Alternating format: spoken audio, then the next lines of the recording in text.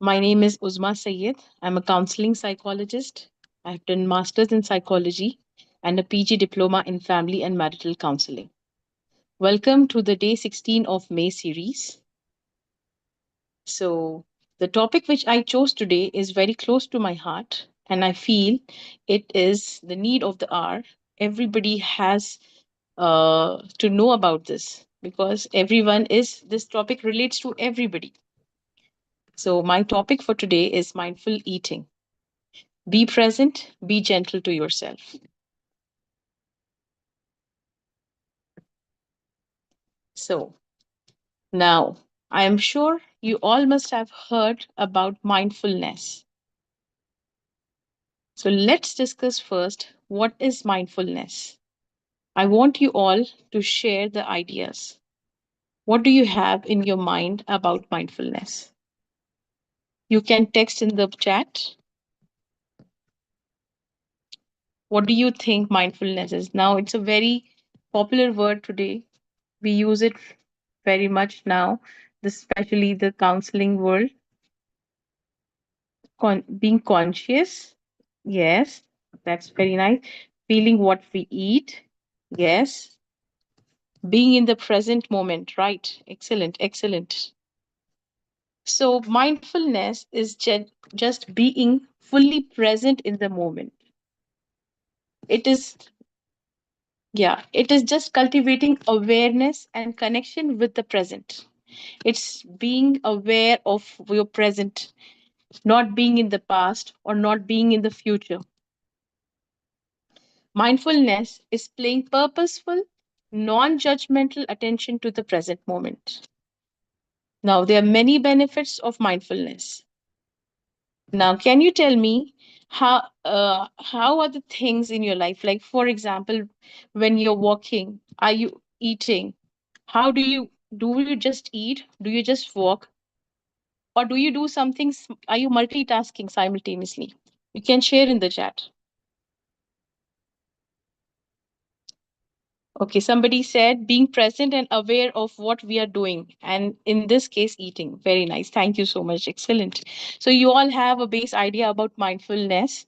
So, I want you to tell me in your daily life, in whatever we do, how do you, for example, if you are walking or if you're eating, so how do you spend your time? Do you do multitasking that time? Are you just eating or do you do something else also? So somebody is saying they are thinking about the future. All right. It is the bitter truth that most people do multitasking. Yes, Aisha Afifa is saying it's a bitter truth. Yes, we all multitask while eating, especially. So, can you tell me what are the things we do while eating, especially?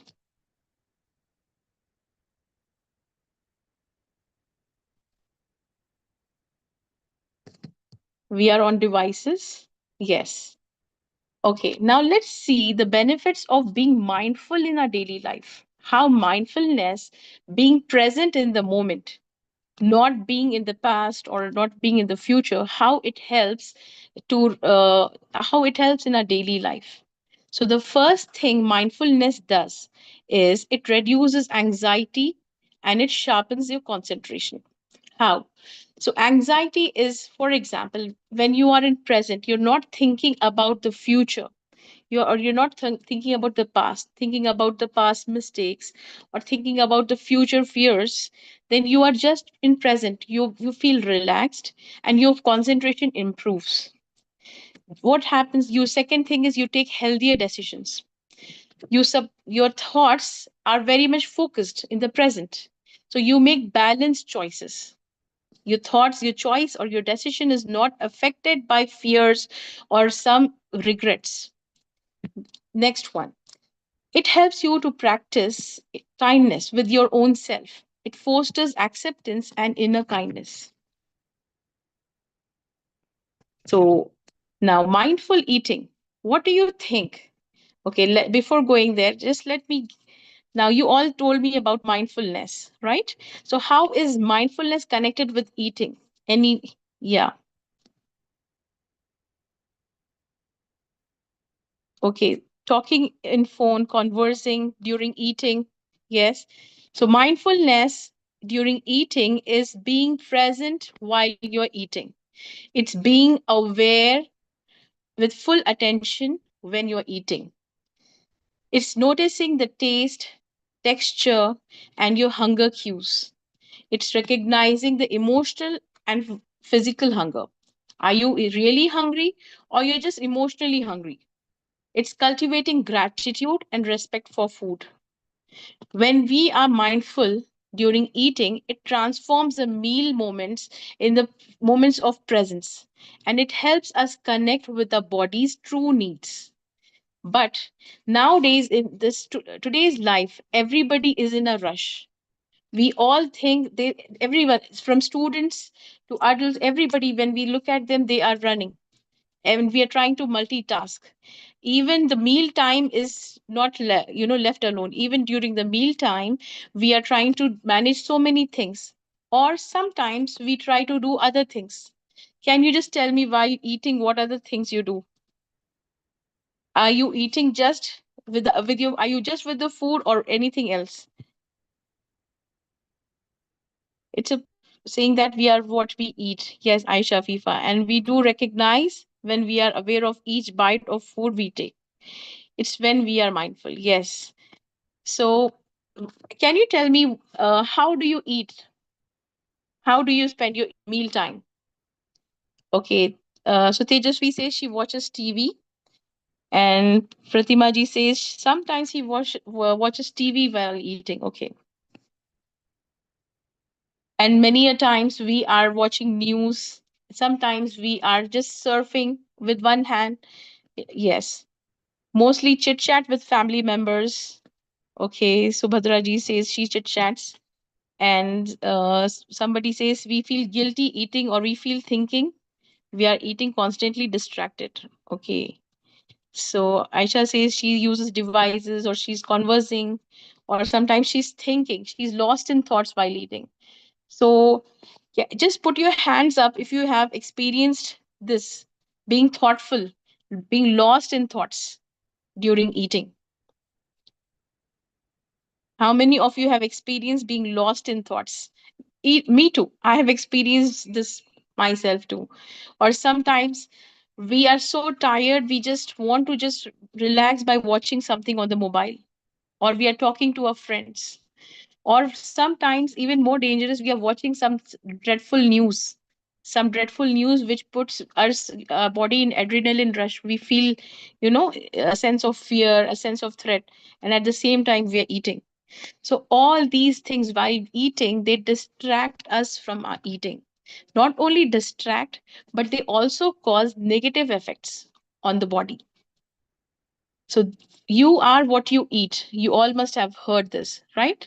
So when we are so distracted, like you're not focusing on what you're eating, you don't know what your body is signaling to you, how will we just realize and be grateful to what we are eating? How are we going to know that the body is full now? Many times we miss signals from the body. We are so distracted. So this distraction now, if we are mindful, then this eating session can be treated like a relaxation session. Our body can sink down. We can for some time we can take break from a busy life, and just be aware of the whole body. Be aware of all your senses. This is a perfect time where you can relax yourself, de-stress, connect with yourself. So, this is all mindfulness eating is about. So, let us see exactly what is mindful eating here. Eating with full attention and awareness. This is first thing. Second thing, noticing the taste, texture, and hunger cues. Now, often when we are busy, we don't even know what has gone in our mouth. We don't even notice the colors of the food. Okay, how many of you feel hungry just by the smell of the food? Sometimes you go to a party or something, you smell good aroma and you start feeling hungry. Does the smell arouse something in you, arouse some sensation? You can write in the text yes or no. Yes. So the food, the eating starts not from your plate, but even before the plate comes to you, from the smell, from the smell that comes to you, from there the meal starts. The smell arouse, it's like an appetizer, the aroma of the food. But when we are lost, we are not even conscious what is the aroma of the food. So being aware makes us, it's like an appetizer. Your appetite opens up with the smell. That's the first thing. And when you look at the food, the look of the food makes you more hungry. It You get aware of the texture, the content of the food. What are you eating? What is there? Vegetables? What colors are they? How much is it cooked? You observe it, you notice it. Then when you start eating, you feel, when you're conscious, when you put the morsel in your mouth, you feel the texture, and you're not doing anything, you're not distracted. We are eating continuously without any disturbance, any distractions. So we feel the food. We see how it feels when it goes in the mouth. When we swallow, how is our stomach full? Is it full, or we can still eat more? You understand the body's cues.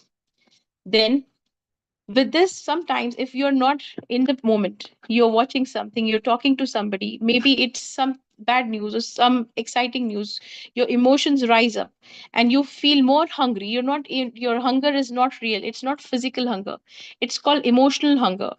So when you're conscious, you recognize it's emotional hunger or is it physical hunger. Then when you're completely present, now you feel okay, you have seen the food, now you realize, oh my god, somebody, so much effort has gone into the food, from the farmer to the person who got the food to your plate, maybe yourself. You feel gratitude and more respect for the food.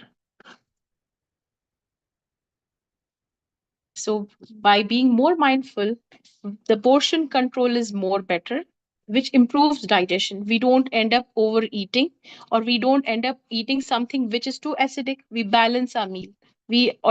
Sometimes we eat, without eating, without if did you ever experience eating a chili? If you're distracted, did you ever have this experience of eating a chili?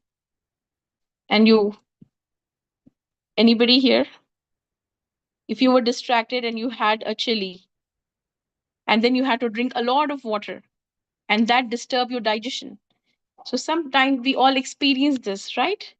Tejasvi, FIFA, okay, we all had this.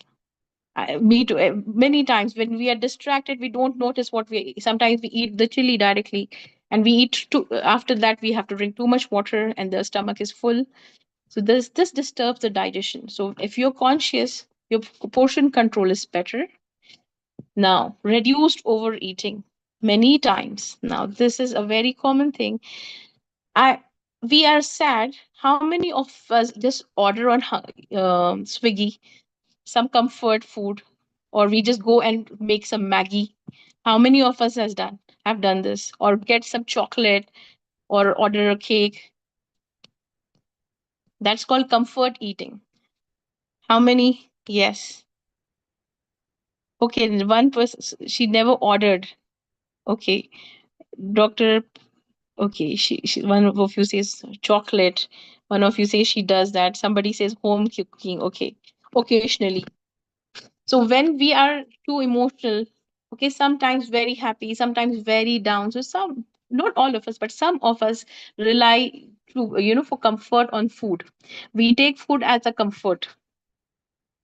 So we feel comforted. So many times we end up in binge eating. That is called emotional eating. So if you are aware if you're mindful how much hunger you have, is it really hunger or is it just emotional hunger? Then our emotional eating also gets controlled. The next one, you have a deeper appreciation for food. Okay, when you are mindful, you appreciate your food deeply. Look at the picture here. The woman here, when so many colors and textures in her plate. Yes, can you see? So many things on her plate. Now when if she is not mindful, she will not even appreciate the food because she has not even seen it, she doesn't even know how much she has eaten. So when we are very mindful, we see the colors, we see how much quantity, we see how much effort has gone, so we appreciate the food much more. So Many times, some days, one of us says, okay, she has done this comfort eating, emotional eating many times. All right. It's nice to know that. Do you think this topic is something related to everyday life, relevant to all of us? Because nowadays, uh, we have a very stressful routine. Everybody is in a rush. Plus, there are so many distractions, like your devices, being able to reach anybody anytime. So what happens, even the meal times become a work time. Even while having food you're working, or even while having food you're entertaining yourselves, or even while eating food you're talking and managing somebody, right? So multitasking or being distracted with other things is the killer of the pleasure of eating. And also, many times, if there's nothing, we are too lost. So mindful eating helps to control all this. Now, there are many benefits of mindful eating. We have some psychological benefits. I want to share some psychological benefits of mindful eating. First one is for stress and anxiety. So, when we go through stress and anxiety, mindful eating helps people to slow down and focus on the present moment. This can reduce the stress hormones and it calms our anxious thoughts. People experiencing depression, they may overeat, undereat, or they may lose connection with hunger cues. Mindful eating improves awareness and creates healthier routines. Now, emotional eating, like how we have discussed a lot about emotional eating just now, many people eat to cope with sadness, boredom, anger, or loneliness. So, mindful eating helps separate emotional hunger from the physical hunger. Number four, eating disorders. Like we have anorexia, bulimia. Mindful eating is sometimes used to carefully alongside therapy for conditions like binge eating disorders. Now, for ADHD and impulsivity, individuals with impulsivity may eat quickly or without awareness. So mindfulness helps them to be aware and eat in a calm manner. Low self-esteem and body image issues. If somebody has low self-esteem, so mindful eating encourages to acceptance rather than criticism. Be those who have low self-esteem, they also have this tendency of being criticizing, of over criticism about themselves. They over criticize themselves. So this helps, mindful eating helps them to encourage acceptance, to accept their body. Sleep problems. Seventh, poor eating habits and stress can affect sleep quality. Mindful eating reduces late night emotional eating. So sometimes what happens is, if you are very stressed, you're not able to fall asleep, you immediately get up. Sometimes, I'm not saying all of us do, but some of us just get up, go and reach the fridge, open it, and just we try to reach out for grab some food. So that is not out of hunger, but it is mostly emotional eating, which happens at late night. But when in the whole daytime you are mindfully eating, you are more relaxed, more calm, more aware of how much food you have already eaten. Now you don't have hunger, so you're more aware, and this will cut down the emotional eating during the late night. So it supports relaxation before bedtime.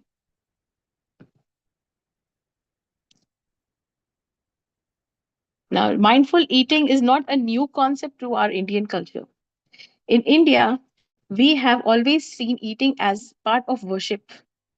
Food has not just been a source of nourishment to the body, but in India, we also have seen food as nourishment to the soul and mind. How many of you agree to this? Food has been a very important part of a culture, and we have always seen food as a form of worship. So I want you to just share with me, like in your experience, what are your practices, how you treat food as worship, what are the things you do in your culture, or what you have seen people doing. You can just share here. Yes. Uh, Kavita says we offer to God first. Yes. So this is a very important practice we do in India, that we first offer food to God and then we eat. That's yes. It's called prasadam. Annadan. Yes. We make a prayer before eating. Yes, Tejasvi. Food is a vital part of Indian culture, not only the consuming part, but also beginning to end, cooking, consuming, and savoring. Yes, even the cooking is very ritualistic. Yes, I mindfully cook. Okay, we have a very aware person, Subhadra ji. She says she mindfully cooks, adding love to my family. Yes, that's sweet love. You know, we all have this connection with mother's cooking, right? Why? Because the if you buy, I have heard this now, if you buy food from a shop and if you eat a meal which was made by your mother, there's a big difference. There's a research that says the food cooked by mother is more enjoyable, more nourishing than the food we buy, because this was made with love and feelings, and this was made for commercial reason. So the feelings with which food is made also affects the quality of food. Yes, that's why we all are so attached to mother's food, the food we ate made by mothers. Cooking is a passion for me to connect to family. Yes. So Subhadra ji feels that through cooking, she's able to connect with the family. She's able to show her love to the family. Yes. It helps develop gratitude. Yes. We eat more quantity when cooked by mother. That's so true. That's so true. Especially now, like I am living in Saudi Arabia.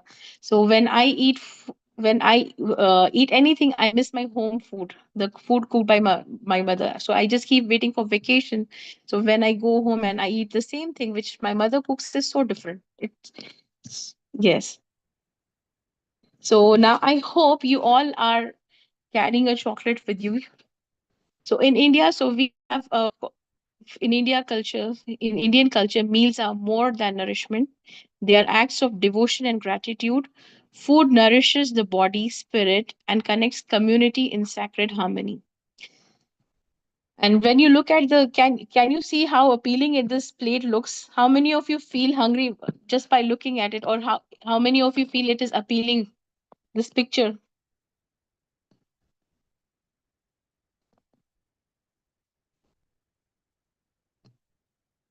yes. When you look at the food, so when we are mindful, we look at the food arouses so many sensations in our body. Sense first, the sense of sight is when you smell it, the sense of smell. Your all your five senses are, you know, get aware of the food. The sense of smell, uh, eyesight, your sight, sense of touch when you eat and feel the texture, sense of taste. Okay, now I hope you all are carrying a chocolate with you or a candy, or if somebody is diabetic, if they don't want to eat a chocolate, they can bring a dry fruit or something with them. So we have a let's practice a small mindful eating technique together. You can bring, if you don't have a chocolate, candy, or a dry fruit or anything, you can just bring a glass of water also. Anything is okay. But please participate in this because it's going to be a very deep experience. So I hope you all come together in this and switch on your cams.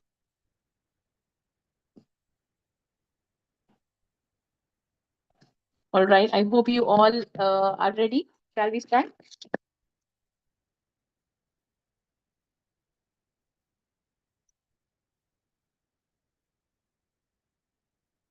Okay. All right. So, can you all show me what you have got in the screen on the screen? Okay. So nice to see everybody. So nice to see. Thank you so much for switching on the cams. Okay. I have a dairy milk. Okay. So now we are going to have an experience of mindful eating with this small piece of chocolate. So I hope you all are you've taken a comfortable place where there's no distraction or disturbance. Relax your bodies. Shall we start?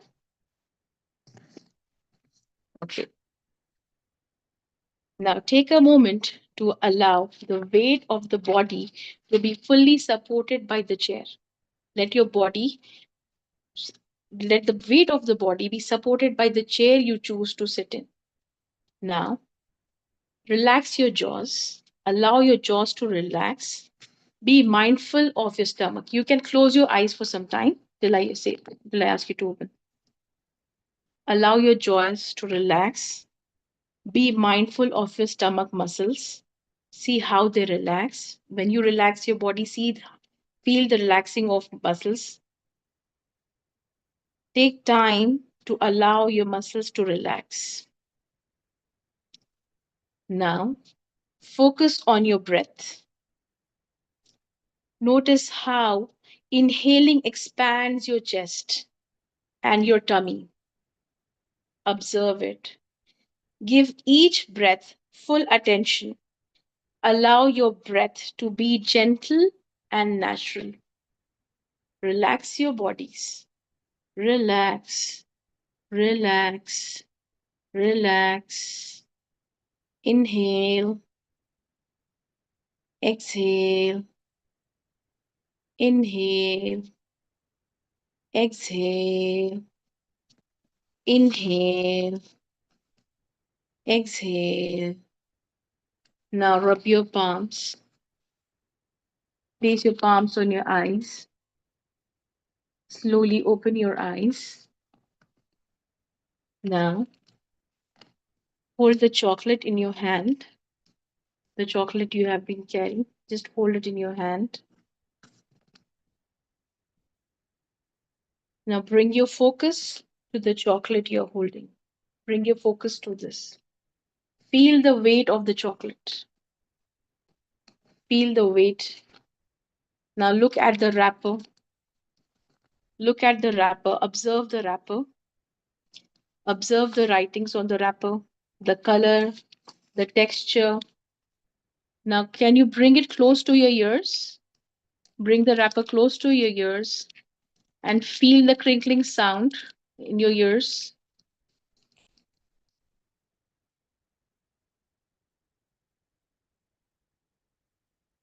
Now, again, look at the wrapper.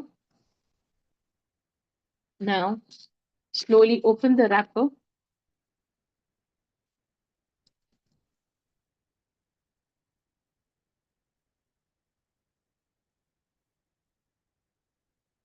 And take a small piece of the chocolate.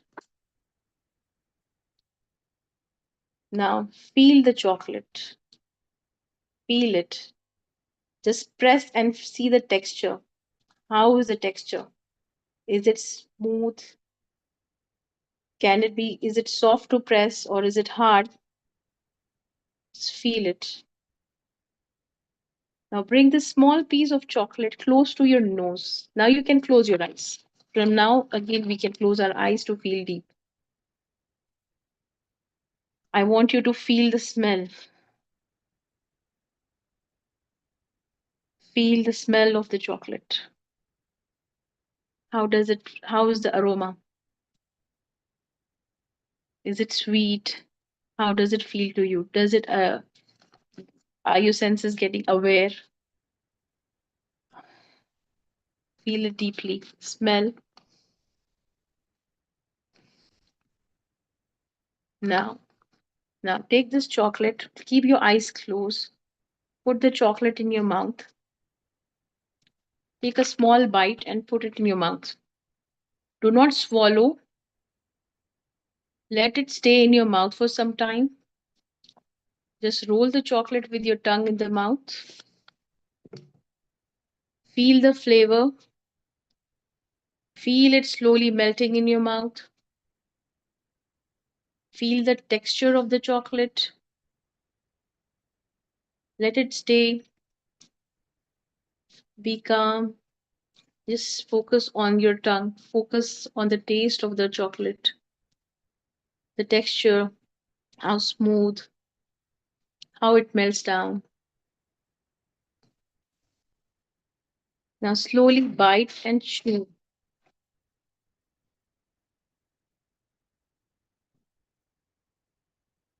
When you are ready, swallow it.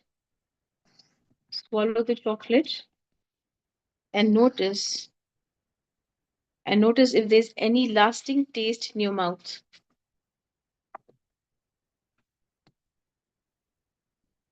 Notice, is there any lasting taste in your mouth? Now, eat the rest of the chocolate. Repeat the same. Feel it deeply. Feel the taste, the texture, how smoothly it melts, and gently swallow it. Observe the lasting taste in your mouth. Now you are fully enjoying the experience of eating chocolate. Enjoy this time. For a moment, you have stopped your habit of eating without thinking. For a moment, you have listened to your body, listened to its enjoyment of food. You are aware of the piece of chocolate with all your senses. Appreciate it mindfully. Slowly open your eyes. Now take a moment to think of all the efforts that went into getting the chocolate to you. The sun, the earth, the rain, everything all together put its efforts into putting this chocolate in your hand. Think of all the people involved who made this chocolate available to you. Think of this experience.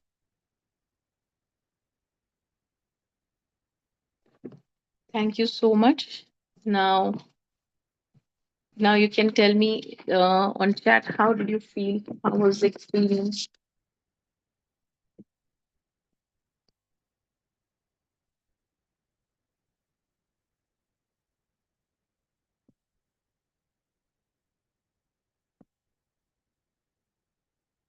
It was sweet, delicious. Vijay Lakshmi ma'am says free of any tension. You felt it delicious. It was good, and you had no other thoughts while eating. All your thoughts were just focused on the chocolate. So it was any more feelings. It was really good. Felt the chocolate better than I have ever. Okay, one of the members says that feels the chocolate taste even better than she has experienced till now. The first time she experienced a taste like this. Subhadra ji says she likes Milky Bar. I ate many times, but today I felt its taste more delicious. Oh, I felt so much peace, Romana says. Tejasvi says, taste is more delicious than other time. All the senses are involved, and you felt gratitude. For a moment, you thought about all the efforts that went to bring it to you. Ate with all the senses. Thank you so much. Thank you so much for participating in this technique and being focused on eating and also sharing your experiences. So, this experience has shown you how mindfulness can just eating a small piece of chocolate, how it can just the whole experience can change. There's a shift of emotions. You feel calm, you feel the taste is stronger, you feel more relaxed, you enjoyed the chocolate even better than before, like many of you said. You ate with all senses. So, this small technique of eating mindfully, being aware of the taste, the smell, the touch, the look of it, how the texture of it, it arouses all your senses. Then when you eat, it is not just eating, it's not just nourishing your body, but it's also nourishing your mind and your soul. It calms you down. For a moment, it gets you disconnected from the rush of the world, from the tensions of the world, and you feel okay, yes, there is something for me. This is the time where I'm nourishing myself. You feel like you're caring for yourself. We all eat. We get this opportunity at least 2 to 3 times a day. So if we use this relaxation way of eating, mindful eating, 2 to 3 times a day, we feel so much better, so much ready for the next activity. And on the other hand, if we are eating the same thing with some device in our hand, or talking to somebody, or doing multitasking, working on laptop, or by walking or talking to somebody, your mind is distracted. Instead of the food giving you the nourishment, the food gives sometimes gives you indigestion. Sometimes you feel more hungry after eating. You don't even realize what you have eaten. You take one more. Now, one chocolate feels like, okay, I have eaten a chocolate, it's enough. But if you're not mindful, you reach to grab for one more chocolate. This is an example. So mindfulness changes the whole experience of eating. Let us get back to our roots. It's not a new concept from the world. In our Indian culture, we have mindful eating since ages. But today, in the rush of life, we have forgotten our old culture. So let us revive and just get more mindful. And one more thing I want to suggest, like sitting down, if you can afford to sit down on the floor and eat, that will ground you. That's the best experience. The angle from which you can look at the food and sitting together and eating, that will even add a better experience of mindfulness, calmly, without discussing any tense topics. Yes, Dr. Padmaja says in olden days, especially in the villages, people used to eat food, enjoying each aspect of the item and appreciating. They had simple food, very simple food, but the taste was very different. The way it was prepared, the way it was served, the way they all sat down and ate, the gratitude they felt. So let us revive this our own culture. This is our own. Now world is getting aware of mindful eating, but we had this since ages in our country. So let us revive and be more relaxed and more aware of our eating. So can we share the slide, please? Yes, One Usma, you second. can share. You can share. Okay.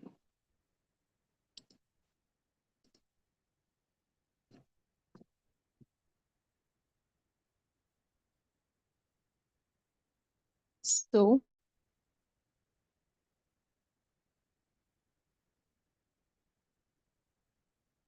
so so these are some small, very small tips which we learned just now, that eat slowly without distractions, listen to your hunger cues, savor each bright bite, and practice gratitude. These simple practices help to cultivate awareness and connection with your food. Then you not only nourish your body, but you nourish your mind and soul. So these are some practical tips for eating mindfully. So the message is, when you're walking, walk, and when you're eating, just eat. So presence transforms ordinary meals into sacred moments. Each bite becomes an opportunity for gratitude. There's a Zen proverb: mindfulness invites us to fully inhabit each experience. So thank you so much for being with me on this small journey of mindful eating.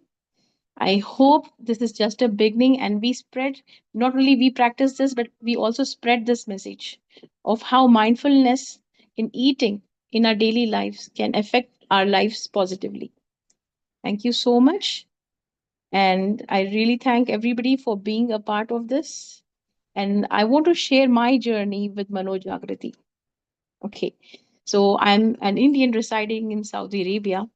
So my journey started with Manojagrithi during the COVID time, during the tough time of COVID, when we were all locked at homes. So I had done my master's in psychology that time. And one of my friends, I was looking for internship. So one of my friends told me that there's a program, there's a group organization, Manojagrithi. They are organizing internship. So I joined it.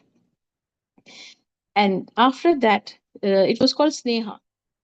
And when I joined it, I felt whatever I learned in the masters in psychology, it was very theoretical. I didn't get any practical knowledge of how counseling, how psychology, knowledge of psychology can be applied. Though I was very passionate about it, but I was like lost. But after doing the internship, it was like, opening a new book for me.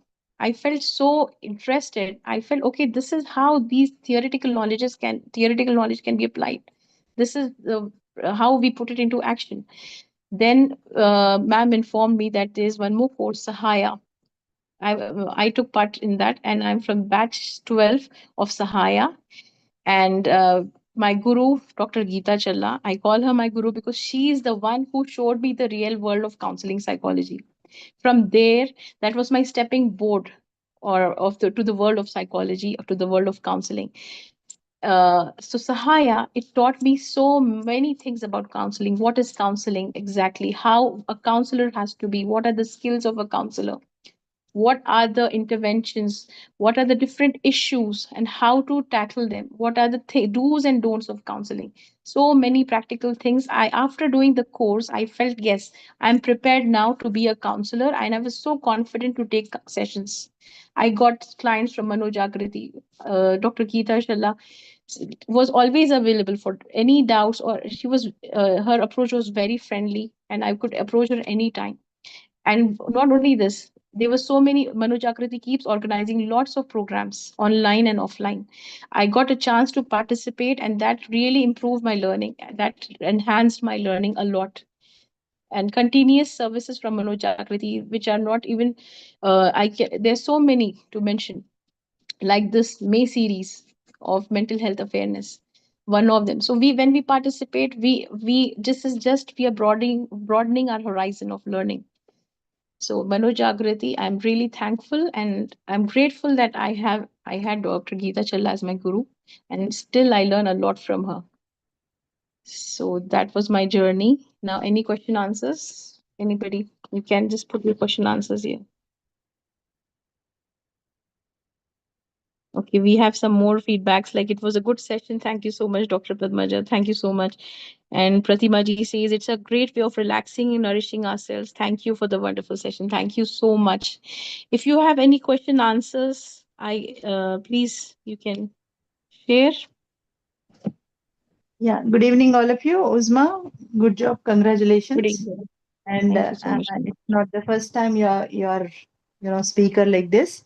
Um, Uzma was a very good speaker for our She Team online counseling sessions, and I used to keep her for the first introduction also. Sometimes because she was so impressive.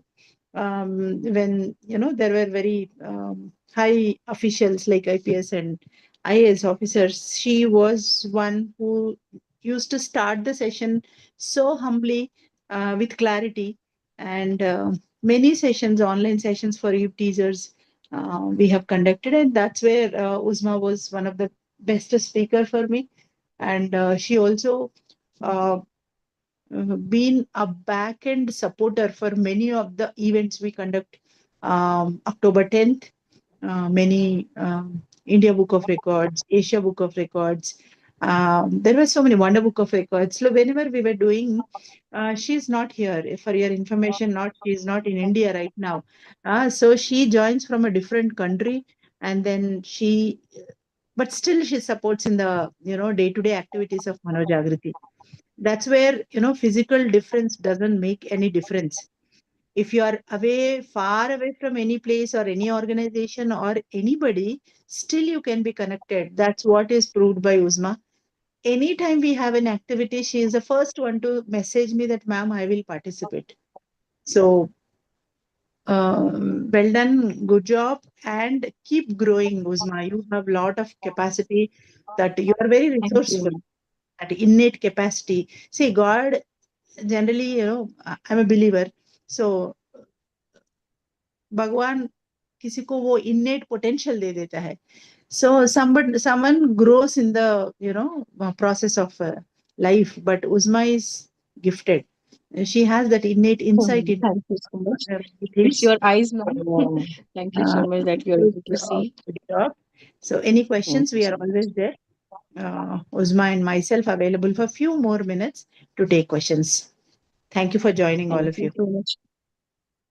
Thank you so much, ma'am. And I hope I'm very lucky to have a guru like you. Thank you so much. And I wish to continue this learning journey with you always, forever. Thank you so much. You can Any unmute. questions you can Yeah. post here? Yes, if there is no question, you can always conclude the session. Thank you. Bye bye. Good. Have a good day, all of you. Thank you, ma'am. You too. Uzma, just conclude the session. All right, everyone. Thank you, dear friends, for joining with us. And I hope we have taken some beneficial points from this, and we also practice and also forward these points. Thank you so much. Have a nice day. Good evening. Good. And to I hope you all join again. We have one more session, very interesting session tomorrow.